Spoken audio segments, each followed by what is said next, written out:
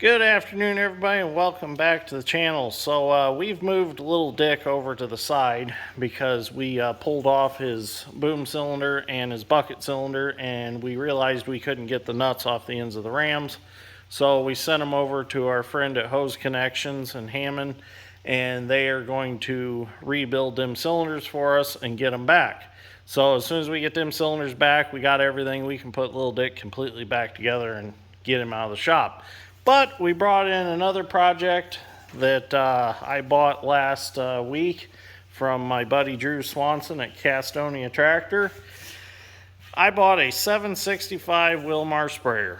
So now we have our own sprayer so that we can spray our own crops.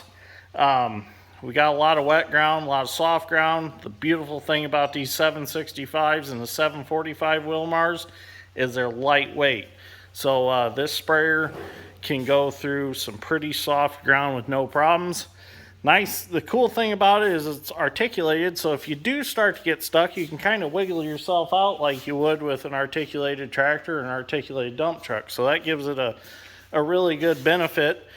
It weighs about 17,000 pounds when it's loaded. Your larger sprayers weigh about 40,000 pounds when they're fully loaded. So there's a huge weight decrease with this sprayer.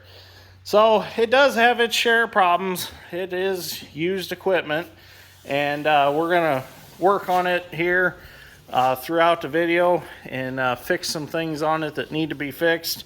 The three major things that we found right off the bat that we need to fix is it has a few issues with the booms. We got to fix those. We've located some parts for them in Wisconsin, so we're gonna see about getting them shipped to us. Second major thing that I found wrong with it is this cylinder here. This sprayer has the ability to shove or to change its wheel spacing, so we can widen it out or we can narrow it up for different applications. Right now it's narrowed up all the way.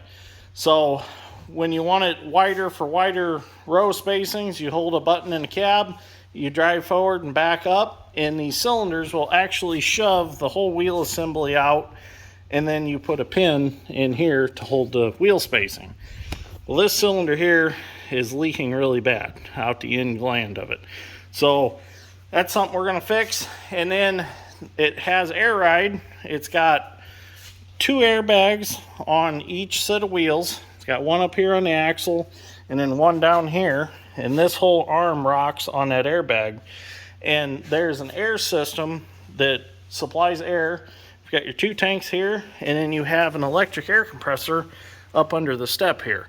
So it had some wiring issues with this, so that's what I'm working on right now. I'm working on that, and then I'm going to work on getting the cylinder apart so we can get it resealed. So other than that, the rest of the stuff is all kind of small stuff, no big deal, but we figure we get these major things out of the way. So I'm actually gonna hold off on the wiring here. I'm waiting on, I gotta go to town and get some supplies. So what I'm gonna do is I'm gonna get started on getting that cylinder out. So let's get started. Okay, so we're gonna get started on getting a cylinder apart. So what we need to do is, as you can see, we got a lot of ground clearance here. We got about 42 inches. So I need to get a jack up that high to be able to pick the sprayer up. There's nothing here to put the jack on. So what I'm gonna do is I've got a nice piece of oak that I brought up, part of a log that I split with a stump splitter and Little Dick. I'm gonna cut it off to about 3 foot, stand it on the floor, and then I'll set a bottle jack on top of that, and I'll be able to pick the sprayer up. Then what we think is gonna work is we'll start the sprayer up, and we will hold the button to push the wheels out for the row spacing, and hopefully, since the other three are on the ground, it'll make this one go out first and this one will push out. So let's try it and see what happens.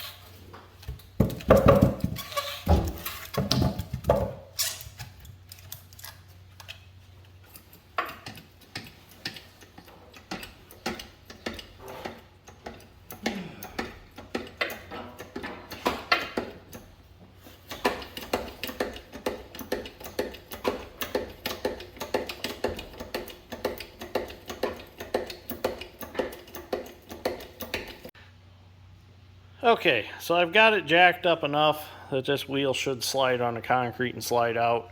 But I didn't go over some of the other facts about this sprayer. This sprayer does have a John Deere engine in it. It's a 4045T, just like our one power unit. A little 4-cylinder in there. And if you notice something funny, the engine sits in it backwards. The radiator's up there and the back of the motor's back here. But that's because this is all hydrostat and it's got a pump mounted to the back of the engine right there where the transmission would be. So it's pretty neat how it sits in there. Something different. So now once Dad's done messing around the cab with whatever he's doing, we'll go ahead and we'll get it started and see if this wheel will slide out.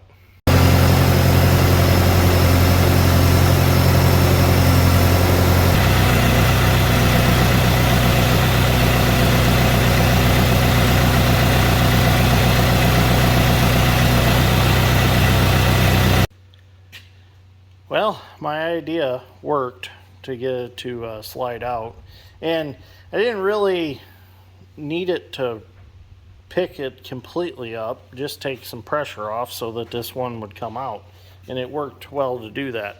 It's a little bit rocky, but that's fine, it worked. It's not like it was unsafe because the tire was still touching the ground, so even if it did fall off, it's not like it would go far. So now what we need to do, as you can see, this ram is junk in this cylinder. This cylinder will probably have to be re-chromed. So what I'm going to do is I'm going to pull this pin out. Let's see if we can pop this pin out real quick. A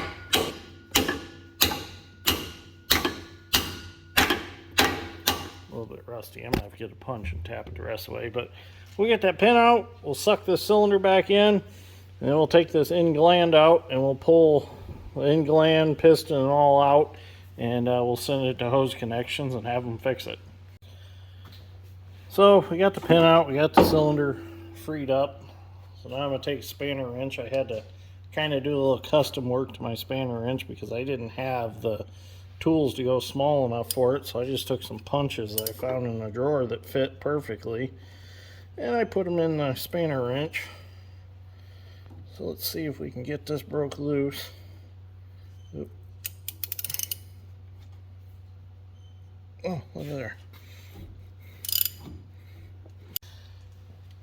Now that I got that broke loose, I'm just going to switch to a pair of channel locks because with the way I got that spanner wrench, it's kind of a pain in the butt to hold it. But it was enough to break it loose.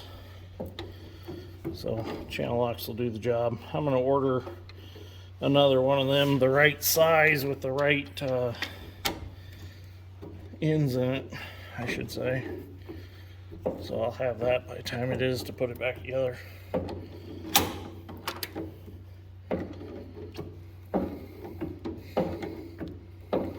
Could have probably used a pipe wrench, but that would have tore it up pretty bad. The channel locks really aren't even scratching it. There we go. Get a rag here. Oops.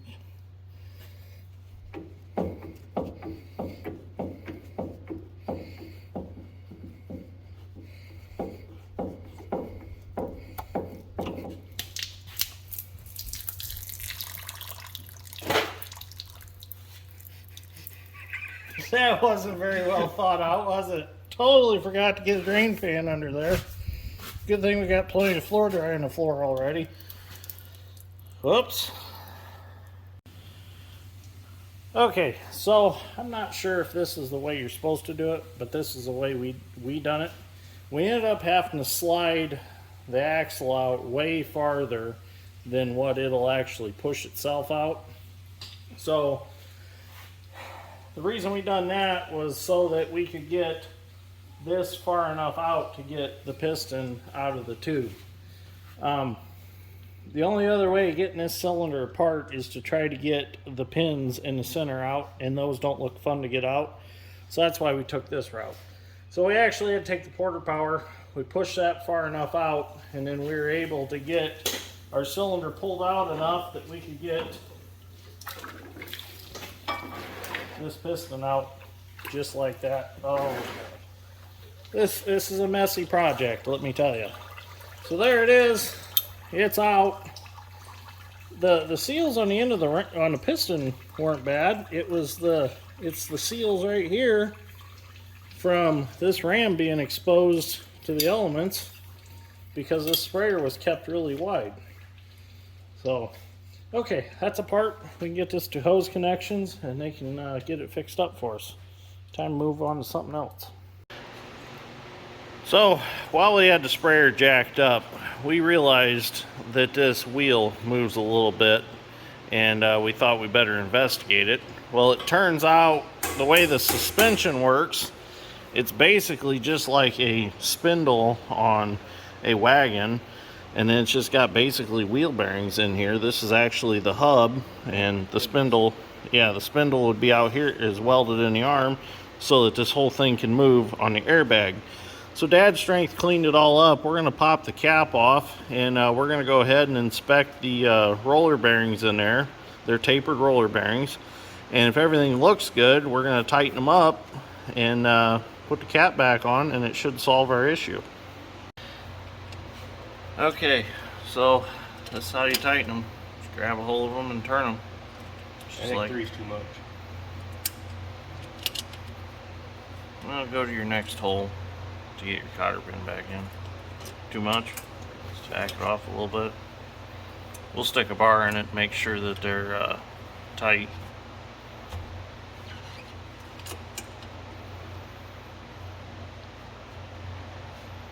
Yeah, let's try it right there.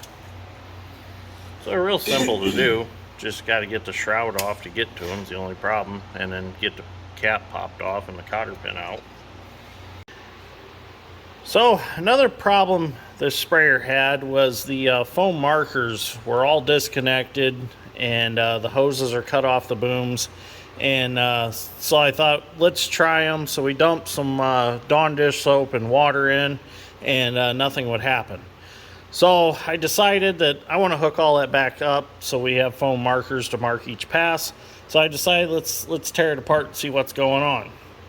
So the way this works is you have a liquid pump here, you have an air pump here. The liquid pump pumps the water and foaming agent into this canister here, and also the air pump pumps air into this canister, and this is where the foam is created. Once the foam's created, it comes down this hose and it goes to this little solenoid valve under here. This solenoid valve under here controls right and left. So what had happened was they must have had some water with some iron in it or calcium or something like that, and they had a calcium buildup or an iron buildup in the pump. So what I done was, it's just a little diaphragm pump, took the head off of it, and threw the reeds or diaphragms or whatever you call them in a solo cup of vinegar, left them sit for a little bit, made sure they were free, cleaned them all up, put it all back together, and now Dad Strength's going to hit the switch and you can hear all this run. Ready? Okay, hit the switch again. So you can also adjust the pressure on this with this little dial up here, and that will make the different amounts of foam that you want. So let's go behind the sprayer and I'll show you the foam that it makes. Let me get down there real quick. So we're behind the sprayer here where the foamer hoses are cut off. So Dad Strength's gonna go ahead and turn it on. We'll watch some foam come out.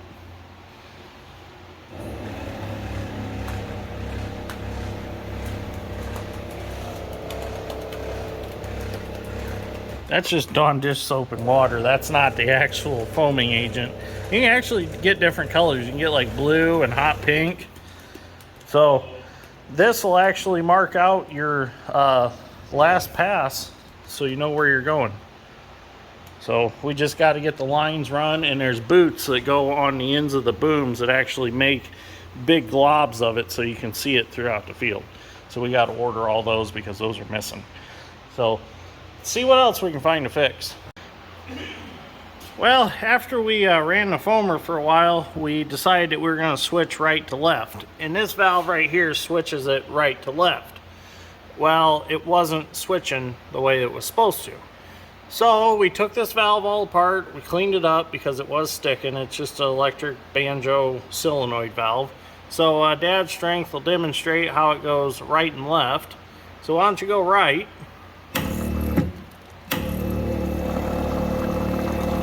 That's right. Now go left. And that's left. So our foam's getting a little runny because we've got a lot more water in there than we did because we drained everything out that we had in it. So I just filled it back up with water. I didn't put any more soap with it because Dawn dish soap is not what you actually use for marker soap. It's a regular additive, and you can get it in a couple different colors. So Dawn dish soap is not ideal. So anyways, that part's finished. So now we'll move on to something else. Well, we've gotten a lot done on the 765. So I've decided that I'm going to make this the first video, get this one edited up, get it on YouTube. Wilson, he says it's time to get a video released on it, so he's looking around for a place to sleep. We're waiting on an air filter for it. That was ordered through Napa, and they thought that they had some in Indianapolis. Well, it didn't come today. So once we get that air filter, we'll get that buttoned up and get the hood closed up. We done the engine service, got that all done. My Uncle Doug come tonight, helped us figure out our folding issues on the boom. It ended up just being a grounding issue. We got that fixed and got the solenoids working for that. Dad's Strength and I got all the bearings tightened up on the arms for the suspension. That's all good. I found a broken bracket on one of the shields for the drive motor. I welded that up. I just got to put the shields back on. That's good to go. I want to try to do some spraying next week with it. I'm going to do some, got some spot spraying I want to do on some weeds, and I want to do some foliar feeding on soybeans. This spray will give me the ability to do the foliar feeding. Something I've been wanting to play with and never had a sprayer of our own to do it with, so now I can do it. So this will be awesome for spot spraying too. I can drive around. If I see a field with a weed pressure issue, we can swing in there and spray it at our convenience. So this will be great. It's got 80-foot booms right now, but we want to widen it back out to what it's supposed to be. It's supposed to be at 90, but they had cut some off, the previous owner did. So we're going to order them parts from Wisconsin and get them back to 90s. There's actually quite a bit of stuff missing to put them back to 90s, so we're gonna have to find all that stuff. But everything in the cab works now. I've got a new air compressor coming for it. I just stripped the old one off of it. I got a newer one that's just as good but not as wore out like this one, because this base is all messed up and it rattles around underneath that step. And the new one doesn't require a solenoid and all that, so it'd be easier to wire up. All I gotta do is hook it up to the line coming from the air tanks, and that's all I'll have to do, just hook a power wire up to it.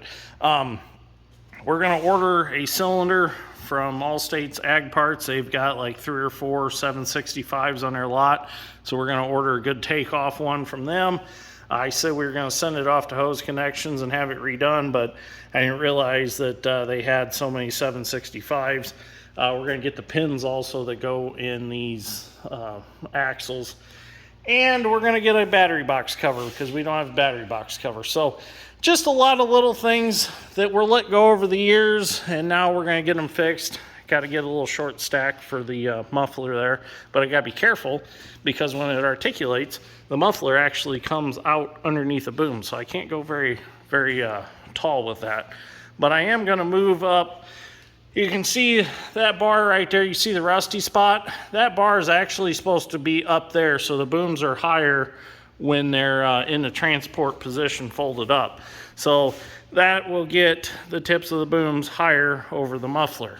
So, but the beautiful thing is the air works really good in it right off the bat, so that is a excellent thing. You want good air in a sprayer. You can't be running with the door open and breathing in the the vapors. So I am going to look into ag leader guidance for it. I am going to run the foam markers also, but I want some sort of guidance for it. My one cousin runs ag leader on his sprayer tractor, so I'm going to find out what he's got, and I think I'm going to get the same thing for the Wilmar. So anyways, I'm going to head home, get something to eat, get this video edited up, get it up on the YouTube for everybody to enjoy.